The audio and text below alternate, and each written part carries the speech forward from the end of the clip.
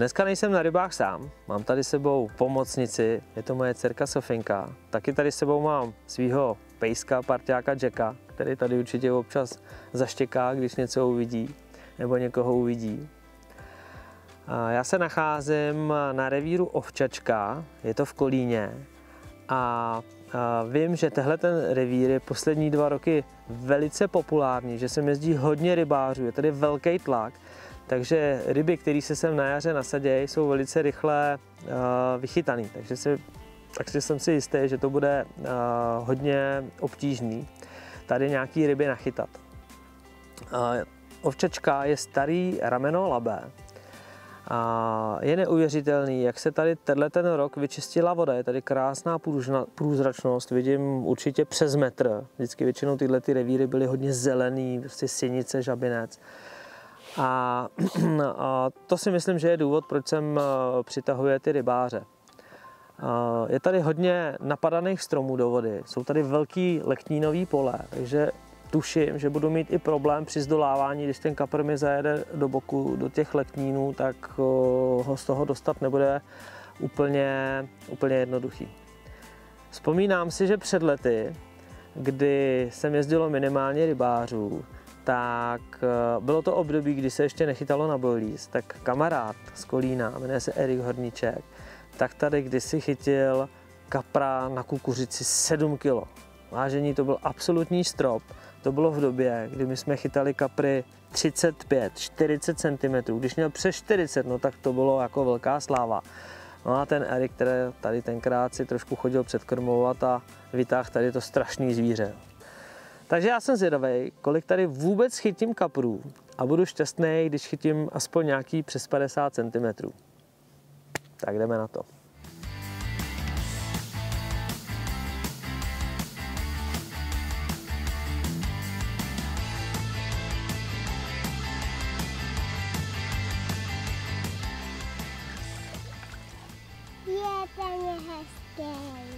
No, má krásný zlatý šupinky, viď? Vidíš to? Hezky zlatavý je. Tak ho pustíme, jo?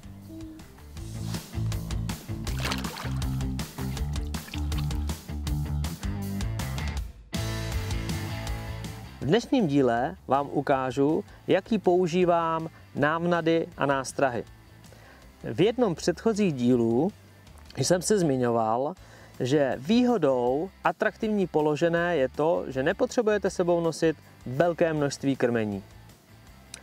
Moje metoda je účinná úplně všude a nebojím se říct, že někdy zafunguje i během pár minut. Záleží, v jaký období na ryby přijedete a taky kam nahodíte. Aby s váma ryby dobře spolupracovaly, potřebujete jednoduché, ale precizně udělané montáže. O montážích si určitě natočíme jeden samostatný díl. Potřebujete k tomu používat perfektní návnady a samozřejmě potřebujete hodně atraktivní nástrahy. Klíčovou věcí jsou takto udělané PVAčka, který si zatraktivňují Lumixem.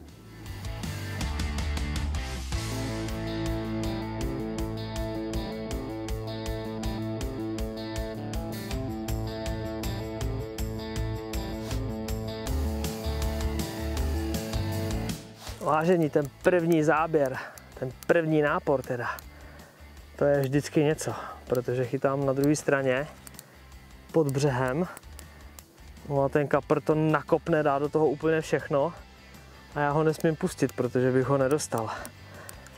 No a tohle to bylo přesně chycený na hotovku Qilkril Attractive a je tam.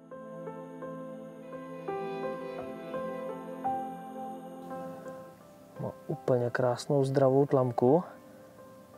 Tady je vidět už polorozpuštěná kulička Qilkrilu.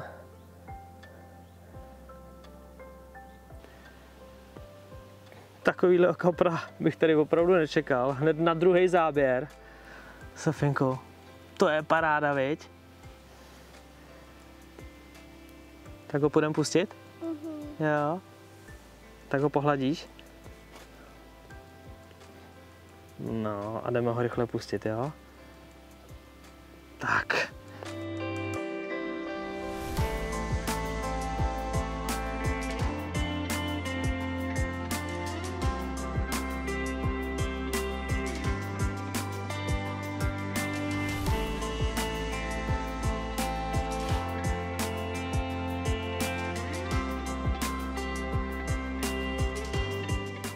Když chci chytat opravdu aktivně, chci mít hodně záběrů, používám výhradně malé průměry. U popek většinou používám 10, někdy šáhnu i po menším průměru. Když chci chytat trošku větší ryby, dávám 12, maximálně 14. Já sebou vozím poměrně docela dost druhů popek. Mám tam mnoho příchutí a mnoho barev. Je to z toho důvodu, že ne vždycky ryby reagují na tu danou příchuť nebo na tu danou barvu stejně. I když jsem na tom samém revíru, tak jeden den mají radši masovou příchuť, kill krill třeba, a druhý den chtějí třeba med. Hodně pozoruju i tu barevnost, protože nemám pocit, ale jsem si naprosto jistý, že někdy ryby preferují oranžovou barvu, někdy žlutou, někdy bílou. Nedá se přesně poradit, jak na to, prostě to musíte zkoušet a testovat, ale kapři vám velice rychle ukážou, na co mají zrovna náladu nebo chuť. Takže to jsou popky.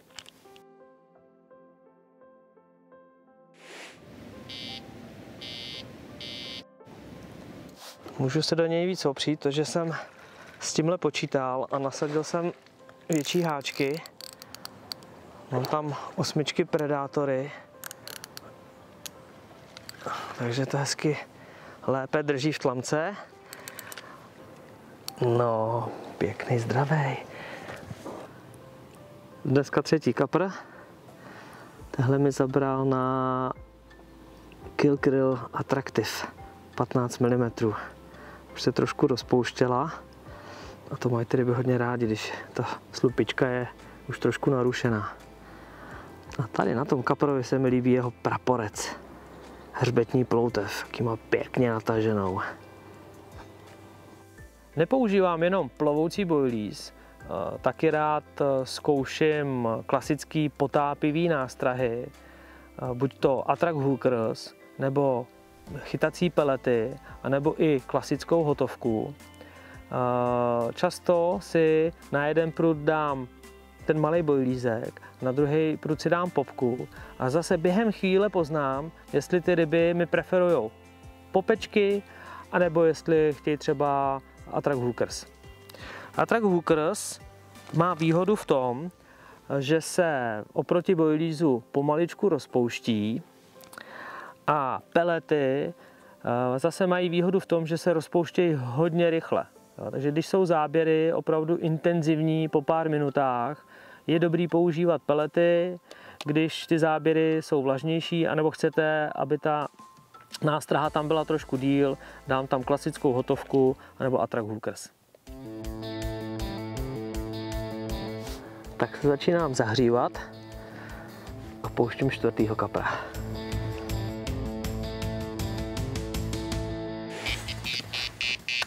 Je to dobrý, to by mohl být kapr. Sofinko, je to kapr. A už nám jede doprava, tenhle jede doprava, nesmím ho tam pustit, jsou tam větve. Ale dívej se dozadu. Potom, než chytíš toho kapra, pustíš ho. A půjdeme na procházku, co ty na to? Chceš jít na procházku? Jo. Tak chytneme ještě pár kapříků. Kde je? A pak půjdeme na procházku, jo? Jo!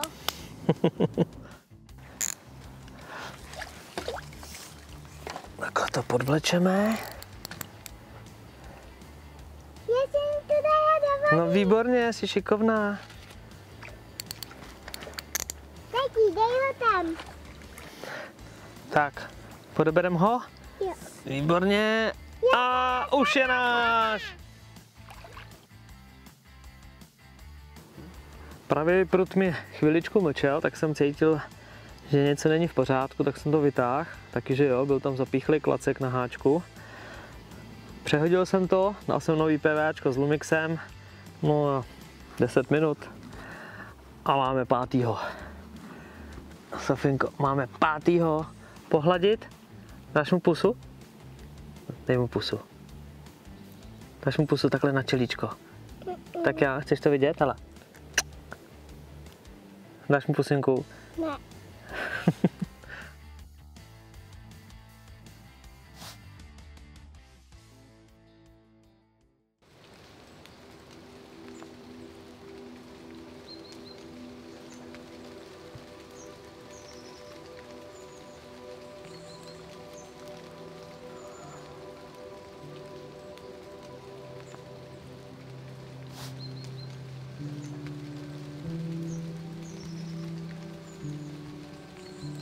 Včera jsem tady byl se Sofinkou a s Jackem. Byli jsme tady opravdu jenom chvilečku. Takže dneska jsem se vrátil, ale rapidně se změnilo počasí. Bude deštivo, už pršelo, má být takhle celý den a je strašně klesla teplota. 14 stupňů, to je veliký rozdíl. Sám jsem zvědavý, jak to dneska bude kousat, ale myslím si, že to bude dobrý. Tak se na to těším.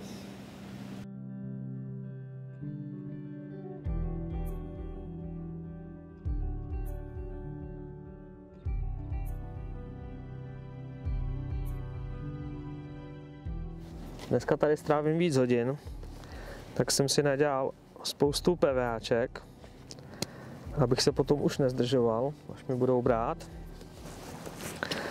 PVAčka, půlku si prokapu červeným Lumixem, dneska tady mám Kilkryl a druhou půlku tím zeleno-žlutým, dneska tady mám kukuřici.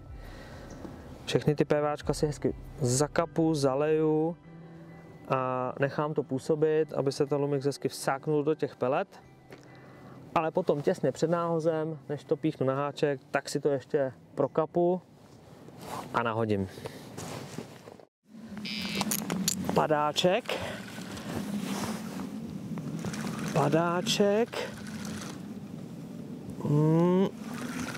A na konci cejnáček. Jo. Tak to už jsem měl dneska 2krát, že mi to takhle popadlo.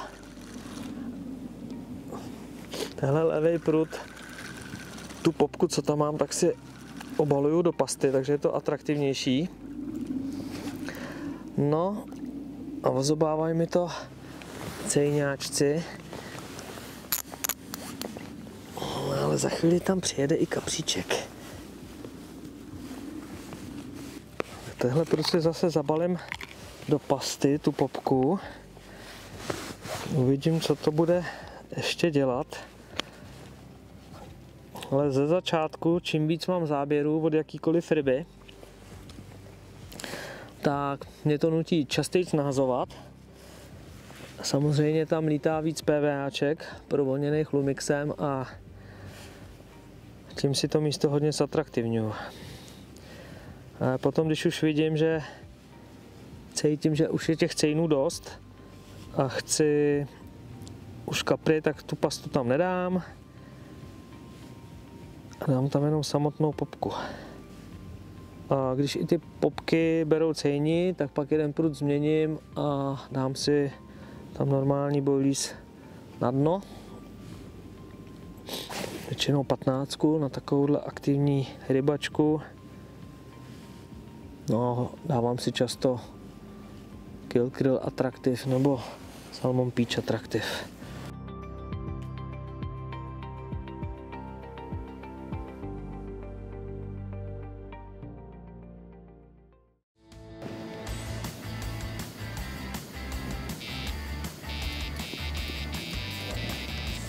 To trvalo.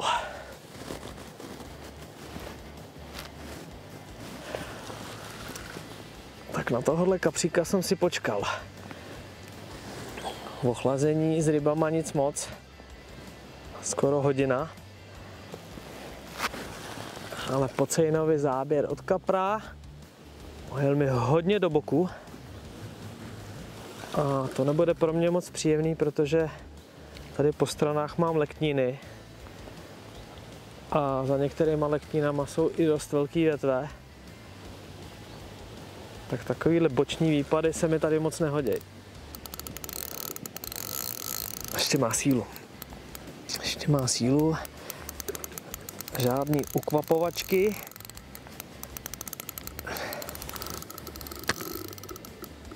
A pěkně si ho tady povodím. No a zase je za letninama.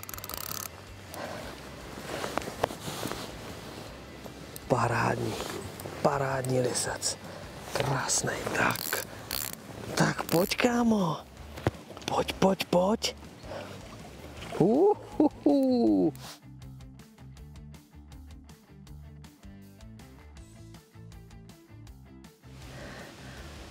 Háček perfektně sedí. Tak ten by se mi nevyříz. Krásná práce. Tenhle kapr má tady zvláštně zahnutou ploutev. To se málo kdy vidí. Ale podle toho ho poznám já nebo nikdo jiný. Budu mu říkat ohlá ploutvička. Tak podívejte se na ohlou ploutvičku. To jsem teda nečekal, takovýhle hned bombardáka. Perfektní. Má úplně zdravou pusu. Ta ryba snad nebyla ještě chycená. Nádherná ryba, opravdu perfektní. Je ve skvělé kondici. No, to jsem zvědavý, co ještě dneska chytnu. Rychle pustím ploutvičku. Tak, lav. A šup. A druhý. Nesmí mi tam zajet do větví. Ten mám nahozený těsně pod větve toho dubu a určitě tam nějaký větve padají. Jo, je to dobrý. Ten je menší. Ale prohnal mě řádně teda. A vidím růžovou popku, tak to je Candy Sweet. Jo, tam jsem dal Candy Sweet. Hodně voňavej. Tohle je menší šupináček, ale zase dablik. Je vidět, že tam ty ryby teď přijeli a že se tam budou krmit. Tak já teď udělám, že si tam přikrmím dneska bojlískem 15. Tohle pustím, naházím tam trochu bojlízu. No a myslím si, že ještě něco chytneme. Jo, tady ten břeh je vysoký.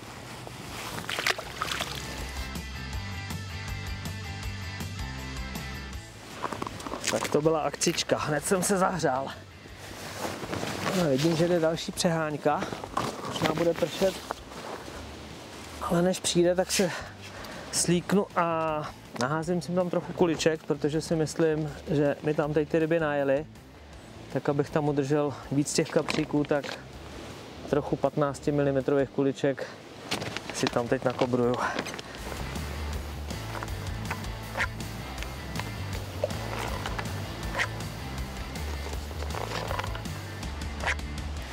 Jak už jsem se zmiňoval, často pod háček použiju i klasickou redinu, Ready Boilies. V mém případě hodně používám verzi Attractive. Tato verze je oproti klasickým boiliesům trochu rozpustná, takže ji použiju pod háček, ale i s ní dokrmuju.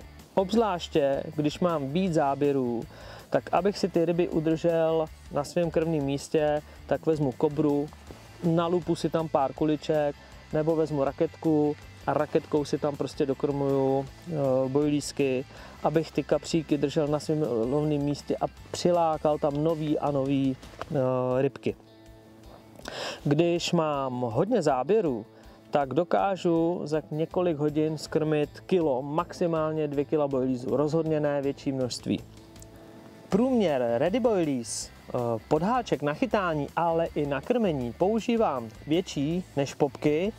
Nejčastěji využívám 15 mm nebo 18 mm.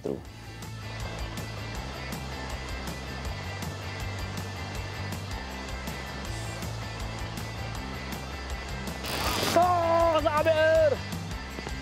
Záběr v dešti! A u toho, vyříz jsem ho.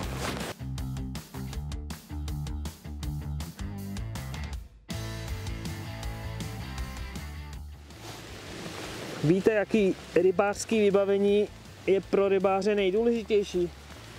Nejsou to pruty, navijáky, stojany a tak dále, ale je to oblečení. Když vám na rybách bude zima, nebo budete mokrý, končíte, nechce se vám chytat. Proto mám tady s sebou tenhle skvělý oblek, lehoučkej, ale nepromokavej, takže může pršet jak chce a budu pěkně v suchu a chytat ryby. Paráda. A je zajímavé, že mi začala fungovat jedna kombinace, tak už jí tak věřím, že jsem ji udělal na oba pruty, tak jsem zvědavý, za jak dlouho se rozjede i tohle. A většinou chytám na krátký stiflingy 9,5 cm a teď jsem udělal delší 16,5 cm. Po pečku, po kapu Lumixem, chili peach, zabalím do pasty a ještě to namočím do Lumixového dipu s medem. No tak to je teda kombinace. No ale nějak to funguje.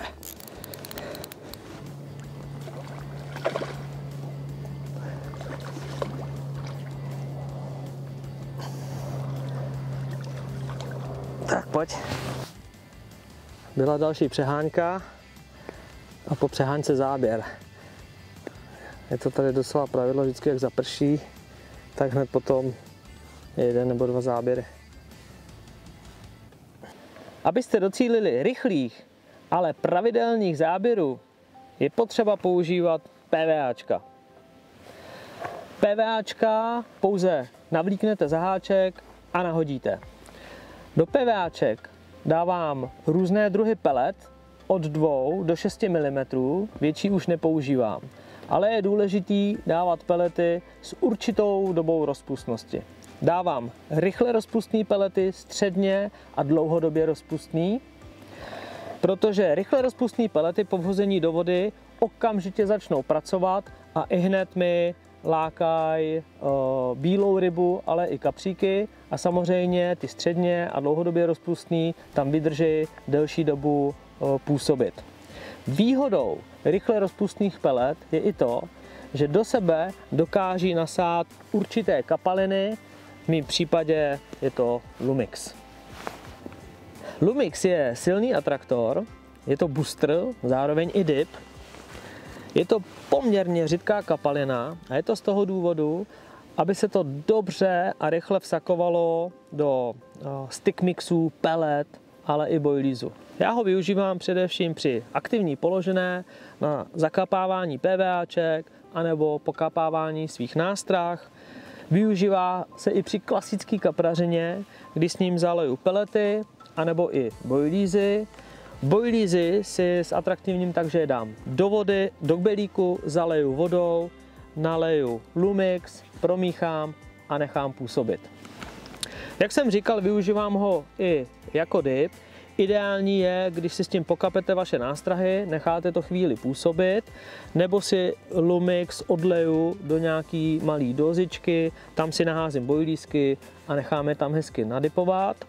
Ale mám pro vás tip, když pospíchám, nemám tohle všechno předem udělaný, z boilízu si nechtem nebo nožíčkem odříznu tu stvrdlou povrchovou část a na to si nakapu Lumix, ono se mi to hezky rychleji vsákne do toho boilízu a hnedkon nahodím. Jak jsem říkal na začátku, Lumix je silný atraktor a sami to poznáte, protože má sílu jako traktor.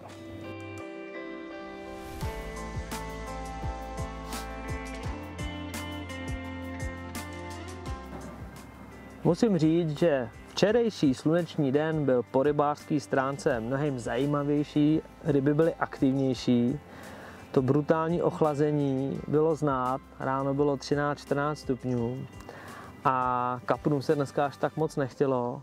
Měl jsem několik záběrů, 3 ryby jsem ztratil, to většinou nebývá, je vidět, že ty ryby brali hodně opatrně.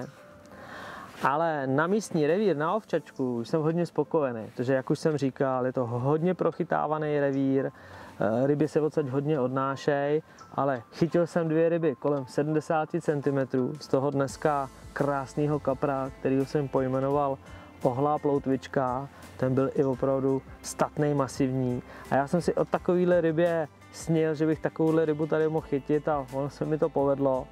Je možný, že jsou tady ještě větší, ale chtělo by se to tomu víc pověnovat, víc zakrmit bojlízem, ale třeba někdy jindy.